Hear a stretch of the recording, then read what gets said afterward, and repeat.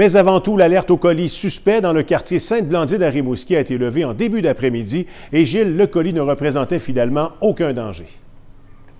Oui, mais comme les policiers ne prennent aucune chance dans pareille situation, Martin, le cœur du quartier Sainte-Blandine a été complètement paralysé pendant plus de 5 heures.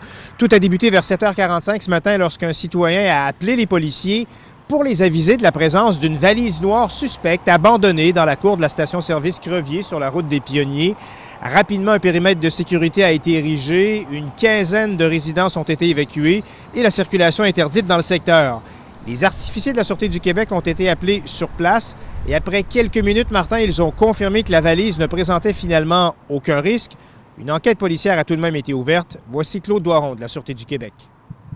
Il faut quand même connaître la provenance de ce colis-là. Est-ce que c'est quelqu'un qui l'a déposé là de façon intentionnelle? Est-ce que c'est une mauvaise blague?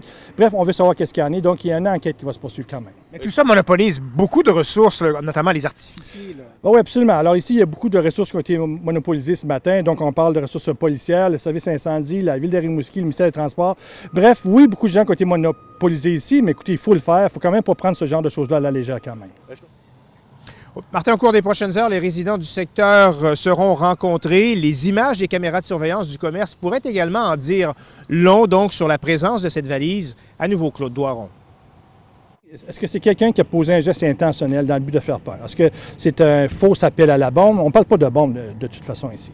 Donc, avant de parler d'accusation, il faut vraiment savoir quelle était l'intention de la personne qui a déposé ce colis-là à cet endroit-là. Il n'y a personne qui a fait de menaces directes comme telles, que ce soit aux commerçants où le colis a été déposé. Il n'y a pas eu d'appel reçu non plus, de lettres, de menaces non plus qui ont été reçues. Au final, Martin, quand même, une simple valise qui a provoqué tout un branle-bas de combat et qui a évidemment bouleversé la quiétude de ce quartier de Rimouski. Merci, Gilles.